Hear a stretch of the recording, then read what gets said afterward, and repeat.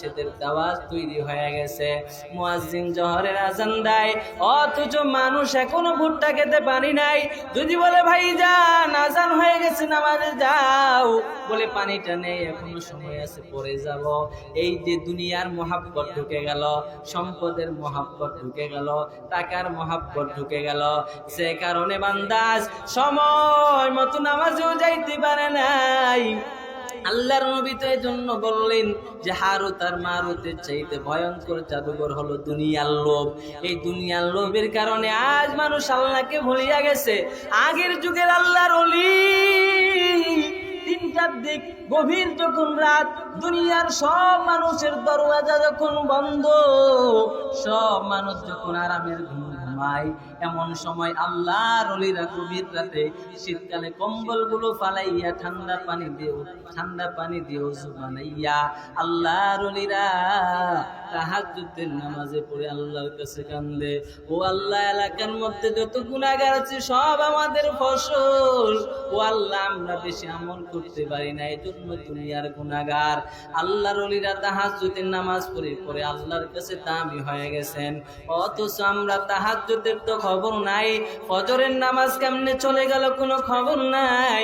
ও যুবক, ফজরের নামাজ কতদিন কাজা করেছো তোমার খবর নাই, আবার কখন রাতের গভীরে তুমি ঘুমাইয়া গেছো। কানের মধ্যে হেডফোনটা লাগাইয়া গানের আওয়াজ, এই গান আর বাজনার আওয়াজ নিয়ে তুমি ঘুমাইয়া গেছো। ওদিকে যদি আমার আল্লাহ রব্বুল আলামিন তোমার হায়াতের সমাপ্তি ঘটায়া দেয়, ও বান্দা আজকে তোমার হায়াত শেষ হয়ে যাবে।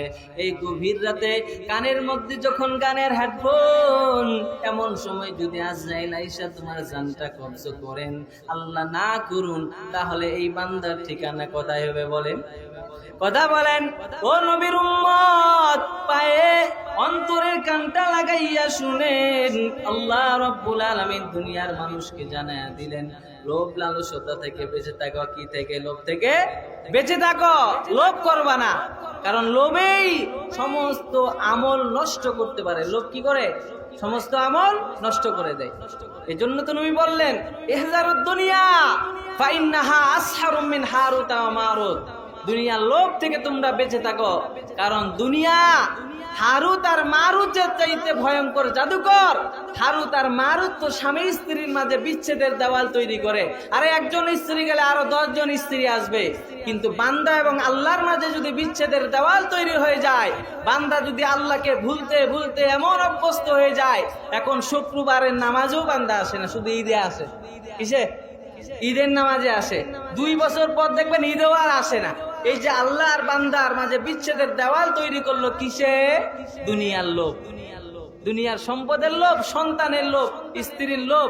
এই লোভের কারণে এই বান্দা আজকে আল্লাহ আর বান্দার মাঝে দেওয়াল তৈরি হয়ে গেছে। কথা আর লম্বা করবো না, একটি ঘটনা বলেই আজকের আলোচনা শেষ করবো, এরপরে মুনাজাত করে ইনশাল্লাহ আমরা বিদায় নিব। সম্মানিত উপস্থিতি, সাহাবায়ে একরাম কিভাবে দুনিয়াকে বিসর্জন দিয়েছেন, কিভাবে তারা দুনিয়াকে বিসর্জন দিয়েছেন একটু চিন্তা করা দরকার। হযরত ওমর রাদিয়াল্লাহু তাআলা আনহু, যিনি অর্ধজাহানের বাদশা ছিলেন, ইসলামের দ্বিতীয় খলিফা ছিলেন, ওমর রাদিয়াল্লাহু তাআলা আনহুর ব্যাপারে এমনও কথা আসছে, রাসূলুল্লাহ বলেন, আনা খাতামুন নাবিয়্যিন লা নাবিয়্যা বাদি, আমি শ্রেষ্ঠ নবী, আমার পরে কোনো নবী আসবে না। লাউ কানা বাদি নাবিয়্যুন লাকানা ওমর, আমার পরে যদি আল্লাহ কাউকে নবী বানাইতেন আমার ওমর নবী হয়ে যাইতো। সুবহানাল্লাহ। এই উমর রাদিয়াল্লাহু তাআলা আনহু রাসূলুল্লাহকে হত্যা করার জন্য আসলেন, অথচ রাসূলুল্লাহকে নিজের গর্দান দিয়ে দিলেন। সুবহানাল্লাহ। ইসলাম গ্রহণ করলেন, ইসলামের শক্তি আরো মজবুত হয়ে গেল। উমর রাদিয়াল্লাহু তাআলা আনহু যখন ইসলাম ধর্ম গ্রহণ করলেন, বাইতুল মাল থেকে খলিফা যখন নিযুক্ত হলেন, ইসলামের আবু বকরের ইন্তেকালের পরে খেলাফতের মসনদে যখন উমর ইবনুল খাত্তাব রাদিয়াল্লাহু তাআলা আনহু বসলেন, তখন খেলাফতের মাল থেকে, বাইতুল মাল থেকে তার একটি বেতন নির্ধারণ করে দেওয়া, কি বেতন নির্ধারণ করে দেওয়া হলো। সেই বেতনটা উমর রাদিয়াল্লাহু তাআলা আনহুর সংসার চালাতে খুবই কষ্ট হচ্ছে, অন্য সাহাবারা বুঝছে, কিন্তু উমর কখনো বলেন নাই যে আমার বেতন বাড়াও। চিন্তা করছেন? এরে নবীর উম্মতের দল, উমর রাদিয়াল্লাহু তাআলা আনহুর যখন সংকীর্ণতা অবস্থায়, এমন সময় হযরত আলী রাদিয়াল্লাহু তাআলা আনহু কয়েকজন সাহাবা একরামকে নিয়ে পরামর্শ বসলেন। সাহাবা একরামকে বললেন, ওমর রাদিয়াল্লাহু তাআলা আনহু বাইতুল মাল থেকে যেই পরিমাণ বেতন পায়, এই বেতন দিয়ে সংসার চালানো তার জন্য কষ্ট হয়ে যায়। সবাই পরামর্শ করে ওমর রাদিয়াল্লাহু তাআলা আনহুর জন্য বেতনের কিছু অঙ্ক বাড়ানো হলো, বর্ধিত করা হলো।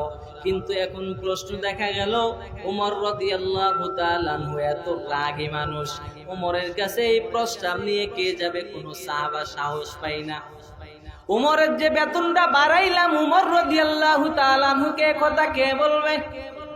কোন সাহাবা উমরের সামনে কথা বলার সাহস নাই। এবার সাহাবা একরাম একটা পরামর্শ করে এই সিদ্ধান্তে উপনীত হলো যে আমাদের সিদ্ধান্তের কথাটা আমরা উম্মুল মুমিনিন হযরত হাফসা রাদিয়াল্লাহু তাআলা আনহা অর্থাৎ উমরের কন্যাকে আমরা জানাবো, উমরের কন্যাকে বলবো। উমরের কন্যা তখন তার বাবাকে সুযোগ বুঝে কথাটা বলে দিবে।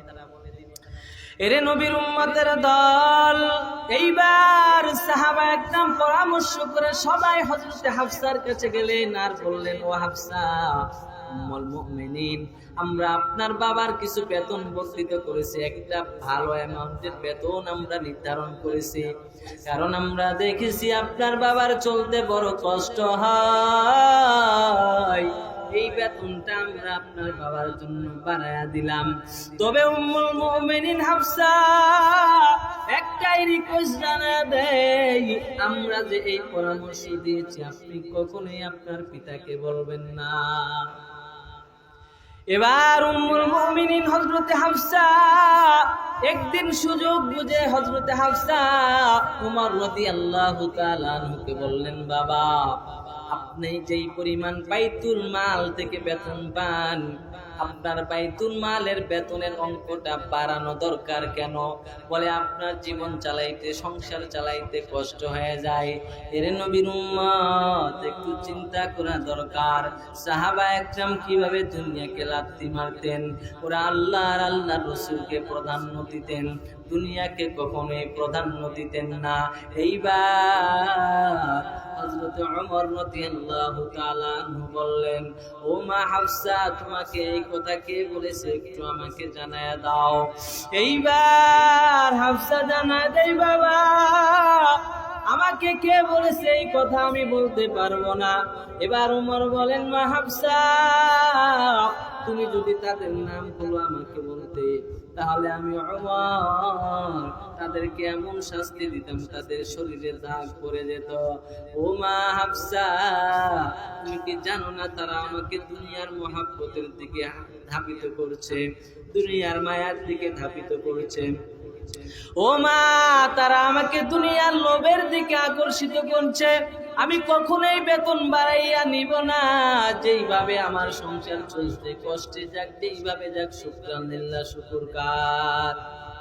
এরে নবীর উম্মতের দল, অন্তরের কামটা লাগাইয়া শুনেন।